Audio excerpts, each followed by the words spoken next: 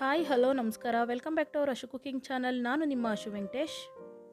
ಇಂದಿನ ವಿಡಿಯೋದಲ್ಲಿ ತುಂಬಾ ರುಚಿಯಾಗಿ ಅಷ್ಟೇ ಸಿಂಪಲ್ಲಾಗಿ ಮಾವಿನಕಾಯಿ ಚಿತ್ರಾನ್ನ ಯಾವ ರೀತಿ ಮಾಡೋದು ಅಂತ ಹೇಳಿ ತಿಳಿಸ್ಕೊಡ್ತಾ ಇದ್ದೀನಿ.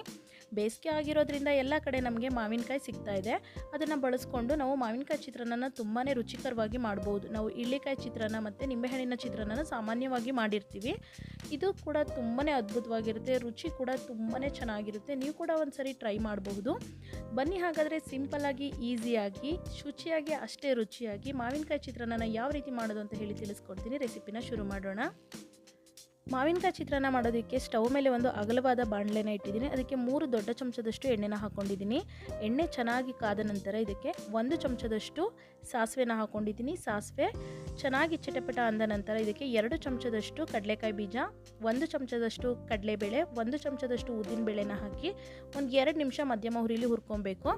ನಂತರ ಇದಕ್ಕೆ ಒಂದು 5ರಿಂದ 6 ಗೋಡಂಬಿನ ಹಾಕ್ಕೊತಾ ಇದ್ದೀನಿ. ನಂತರ ಉದ್ದುದ್ದ ಹೆಚ್ಚಿಟ್ಕೊಂಡಿರುವಂಥ 10 ಹಸಿರು ಮೆಣಸಿನಕಾಯಿಗಳನ್ನ ಹಾಕ್ಕೊತಾ ಇದ್ದೀನಿ. ಹಾಕ್ಕೊಂಡು ಒಂದು 2 ನಿಮಿಷ ಚೆನ್ನಾಗಿ ಫ್ರೈ ಮಾಡ್ಕೊಬೇಕು. ನಂತರ ಒಂದು ದಂಟು ಅಥವಾ ಒಂದು 10 ಎಲೆಗಳಷ್ಟು ಕರಿಬೇವನ್ನ ಹಾಕಿದ್ದೀನಿ. ಚಿತ್ರಾನ್ನಕ್ಕೆ ಕರಿಬೇವು ಹಾಕೋದ್ರಿಂದ ಇದು ರುಚಿನೂ ಕೂಡ ಚೆನ್ನಾಗಿರುತ್ತೆ, ಆರೋಗ್ಯದ ದೃಷ್ಟಿ ಕೂಡ ಇದು ತುಂಬಾ ಒಳ್ಳೆಯದು. ಅದು ಹಾಕಿದ ನಂತರ ಒಂದು 5 ನಿಮಿಷ ನಾವು ಮಧ್ಯಮ ಉರಿಲಿ ಚೆನ್ನಾಗಿ ಇದನ್ನು ಫ್ರೈ ಮಾಡ್ಕೊಬೇಕಾಗತ್ತೆ.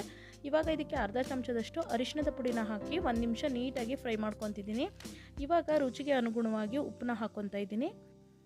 ಉಪ್ಪನ್ನು ಸೇರಿಸಿದ ನಂತರ ಈ ರೀತಿ ಮಿಕ್ಸ್ ಮಾಡ್ತಾ ಒಂದು 2 ನಿಮಿಷ ಚೆನ್ನಾಗಿ ಫ್ರೈ ಮಾಡ್ಕೊಬೇಕಾಗತ್ತೆ.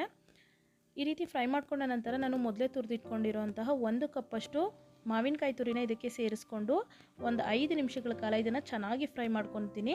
ಮಾವಿನಕಾಯಿ ತುರಿಲಿರುವಂಥ ಹಸಿ ವಾಸನೆ ಎಲ್ಲ ಸಂಪೂರ್ಣವಾಗಿ ಹೋಗೋ ತನಕ. ನಂತರ ಇದಕ್ಕೆ 1 ಕಪ್ಪಷ್ಟು ಕೊತ್ತಂಬರಿ ಸೊಪ್ಪನ್ನ ಹಾಕ್ಕೊಂಡು ಚೆನ್ನಾಗಿ ಮಿಕ್ಸ್ ಮಾಡ್ಕೋಬೇಕಾಗುತ್ತೆ. ಇವಾಗ ನಾನು ಮೊದಲೇ ಮಾಡಿ ಇಟ್ಕೊಂಡಿರುವಂತಹ ಉದುರಾದಂತಹ ಸೋನಾ ಮಸೂರಿ ಅಕ್ಕಿ ಅನ್ನನ ಇದಕ್ಕೆ ಸೇರಿಸ್ತಾ ಇದ್ದೀನಿ. ಇಲ್ಲಿ 1 ಬೌಲ್ ಅನ್ನನ ನಾನು ಸೇರಿಸ್ತಾ ಇದ್ದೀನಿ. ಇದರಲ್ಲಿ 3ರಿಂದ 4 ಜನಕ್ಕೆ ಆಗೋಷ್ಟು ಮಾವಿನಕಾಯಿ ಚಿತ್ರಾನ್ನ ನಮಗೆ ಆಗುತ್ತೆ.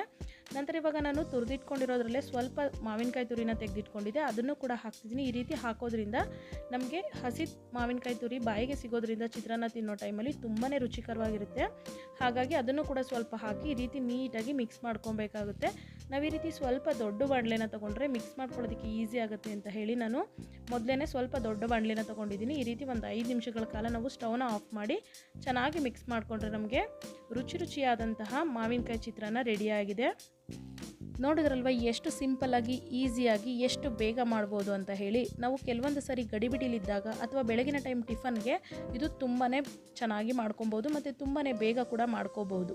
ಮಾರ್ಕೆಟಲ್ಲಿ ಎಲ್ಲ ಕಡೆ ಮಾವಿನಕಾಯಿ ಸಿಗೋದ್ರಿಂದ ನೀವು ಕೂಡ ಒಂದ್ಸರಿ ಮಾವಿನಕಾಯಿ ತಂದು ಇದೇ ರೀತಿ ಚಿತ್ರಾನ್ನ ಮಾಡಿ ನೀವು ಕೂಡ ಒಂದ್ಸರಿ ಟ್ರೈ ಮಾಡಿ ಕಮೆಂಟ್ ಮಾಡಿ ತಿಳಿಸಿ ಯಾವ ರೀತಿ ಬಂತು ಅಂತ ಹೇಳಿ. ಈ ನನ್ನ ವಿಡಿಯೋ ನಿಮಗೆ ಇಷ್ಟ ಆದಲ್ಲಿ ಒಂದು ಲೈಕ್ ಮಾಡಿ, ನಿಮ್ಮ ಸ್ನೇಹಿತರು ಮತ್ತು ಬಂಧುಗಳ ಜೊತೆ ಶೇರ್ ಮಾಡಿ. ಧನ್ಯವಾದಗಳು. Thanks for watching. Thank you.